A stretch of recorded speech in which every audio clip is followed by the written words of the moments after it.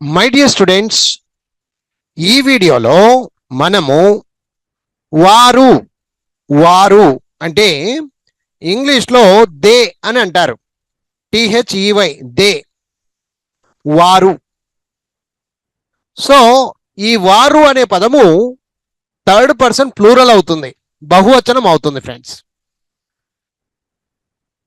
ఇక్కడ విద్యార్థులు ఈ దే అనేటువంటి పదాన్ని ఉపయోగిస్తూ R1లో, R2లో, R3లో, S1లో, S2లో, S3లో ఏ విధంగా చెప్పాలి అనేది ఈ వీడియోలో క్లియర్గా తెలుసుకుందాం. అయితే విద్యార్థులకు ఇంకొక విషయం ఏంటంటే, ఇక్కడ మీరు చూస్తున్న రూల్స్ అండ్ రెగ్యులేషన్స్ R1 వచ్చినప్పుడు ఈజ్ కానీ యామ్ కానీ ఆర్ కానీ వాడి ఇంగ్ ఫమ్ యాడ్ చేయాలి. అలాగే R2 అంటే వాజ్ లేదా were plus ing form, R3 అంటే will be plus ing form, S1 present tense మాత్రమే వాడాలి. ఇక్కడ దే అనేటువంటి సబ్జెక్ట్ ఉంది కాబట్టి ఎటువంటి ఇబ్బంది లేదండి. They go, they come, they right ఈ విధంగానే వాడాలి. ఇక్కడ ఎస్ ఫాము, ఎస్సులు పెట్టడం, ఈఎస్లు పెట్టడం ఇలాంటివి ఏమి ఉండవు. ఎందుకు ఉండవు అంటే దే అనేది థర్డ్ పర్సన్ ప్లూరల్, బహువచనం కాబట్టి మీకు ఎటువంటి ఇబ్బంది ఉండదు. బహువచనాలకు ఎటువంటి బహువచనాలు వచ్చినా కూడా మీరు ఎటువంటి ఎస్ కానీ ఈఎస్ కానీ ఇక్కడ జోడి చేయాల్సిన అవసరం లేదు. S1లో కామన్గా ప్రెజెంట్ టెన్స్ రాస్తే చాలు. ఇక S2లో పాస్ట్ టెన్స్, S3లో విల్ ప్లస్ ప్రెజెంట్ టెన్స్, ఇది విద్యార్థులు గమనిస్తే చాలు. సో R1 వచ్చినప్పుడు is, am, are plus ing form, R2 వచ్చినప్పుడు వాజ్ లేదా were plus ing form, R3 వచ్చినప్పుడు will be plus ing form, S1 వచ్చినప్పుడు కామన్ గా ప్రెజెంట్ టెన్స్, S2 వచ్చినప్పుడు కామన్ గా పాస్ట్ టెన్స్, S3 వచ్చినప్పుడు will plus present tense future రాస్తే చాలు. సో విద్యార్థులు ఇక్కడ జాగ్రత్తగా అర్థం చేసుకుంటూ ముందుకు సాగండి ఫ్రెండ్స్. వారు వెళ్తూ ఉన్నారు, దే ఆర్ గోయింగ్, వారు వెళ్తూ ఉన్నారు. ఇక్కడ దే అనేది ప్లూరల్ కాబట్టి, బహువచనం కాబట్టి ఆర్ అనేది మనం ఉపయోగించుకుంటూ ఉన్నాం. ఈజ్ అంటే ఒకరికి, యామ్ అంటే ఐకు మాత్రమే, ఆర్ అంటే బహువచనాలకు. ఒకటికి మించి ఎంతమంది ఉన్నా కూడా ఆర్ వాడాలి, అది విద్యార్థులు గమనించాలి. సో దే ఆర్ గోయింగ్ అంటే వాళ్ళు వెళ్తూ ఉన్నారు, వారు వెళ్తూ ఉన్నారు. అది తర్వాత వారు వెళ్తూ ఉండిరి,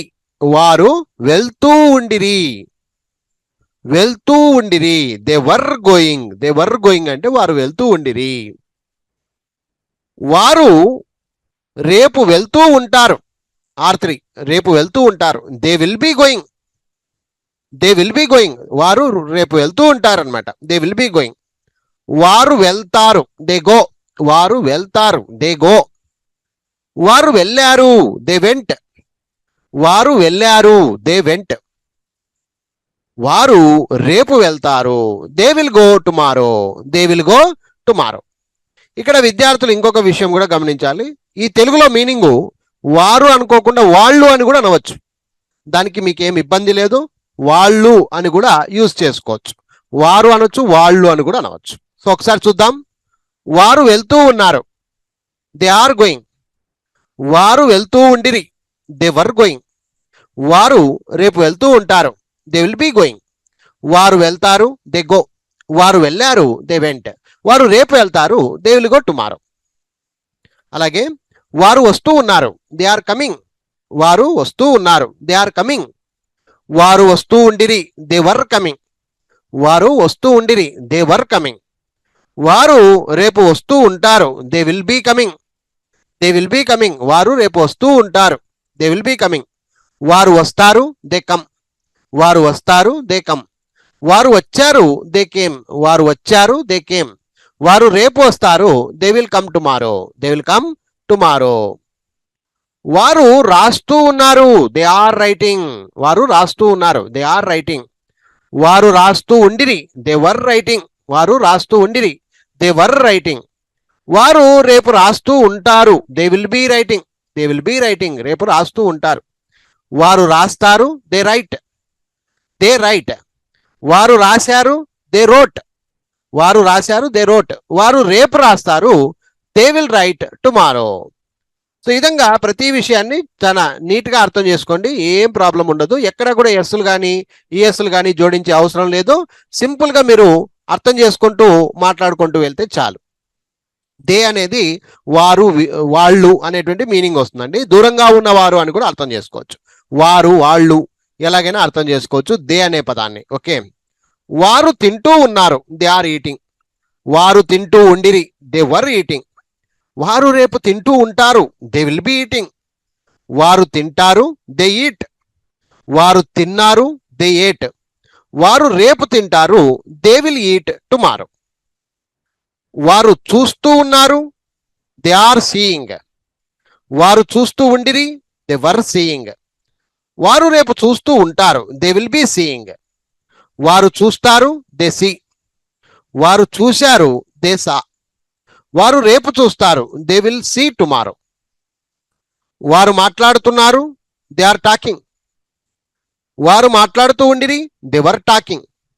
వారు రేపు మాట్లాడుతూ ఉంటారు, they will be talking tomorrow. వారు మాట్లాడతారు, దే టాక్. వారు మాట్లాడారు, దే టాక్డ్.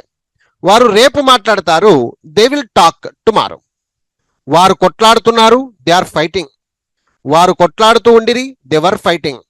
వారు రేపు కొట్లాడుతూ ఉంటారు, దే విల్ బి ఫైటింగ్. వారు కొట్లాడతారు, దే ఫైట్. వారు కొట్లాడారు, దే ఫాట్. వారు రేపు కొట్లాడతారు, దే విల్ ఫైట్ టుమారో. వారు చదువుతున్నారు, దే ఆర్ రీడింగ్. వారు చదువుతూ ఉండిరి, దే వర్ రీడింగ్.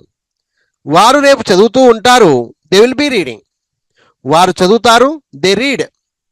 వారు చదివారు, దే రెడ్. వారు రేపు చదువుతారు, దే విల్ రీడ్ టుమారో. వారు సంపాదిస్తున్నారు, దే ఆర్ ఎర్నింగ్. వారు సంపాదిస్తూ ఉండిరి, దే వర్ ఎర్నింగ్. వారు రేపు సంపాదిస్తూ ఉంటారు, దే విల్ బి ఎర్నింగ్. వారు సంపాదిస్తారు, దే ఎర్న్. వారు సంపాదించారు, దే ఎర్న్డ్. వారు రేపు సంపాదిస్తారు, దే విల్ ఎర్న్ టుమారో. వారు పరిగెత్తుతున్నారు, దే ఆర్ రన్నింగ్.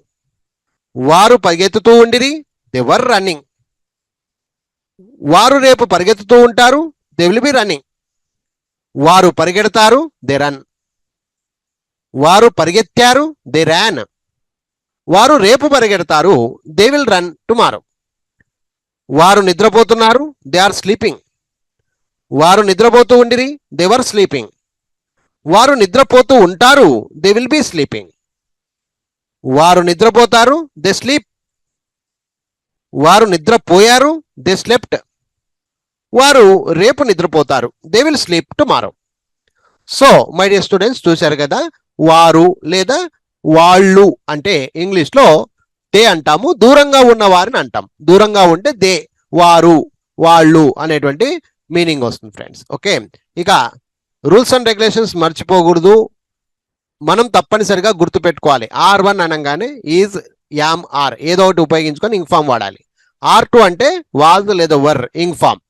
అలాగే R3 అంటే will be plus ing form. S1 అంటే ఓన్లీ ప్రెజెంట్ టెన్స్. S2 అంటే ఓన్లీ పాస్ట్ టెన్స్. S3 అంటే విల్ ప్లస్ ప్రెజెంట్ టెన్స్. ఇది గుర్తుపెట్టుకోవాలి. ఇక వారు, వాళ్ళు వచ్చినప్పుడు ఈ ఎస్లు కానీ ఈఎస్లు కానీ ప్రెజెంట్ టెన్స్లో చేర్పించే అవసరం లేదు, వేరే టెన్షన్ తీసుకోవాల్సిన అవసరం లేదు. క్లియర్గా నీట్గా మనం ఏ వాక్యాలనైనా మనం దే పెట్టి మామూలుగా మనం అర్థం చేసుకున్నట్టుగా మాట్లాడితే చాలు. ఓకేనా ఫ్రెండ్స్?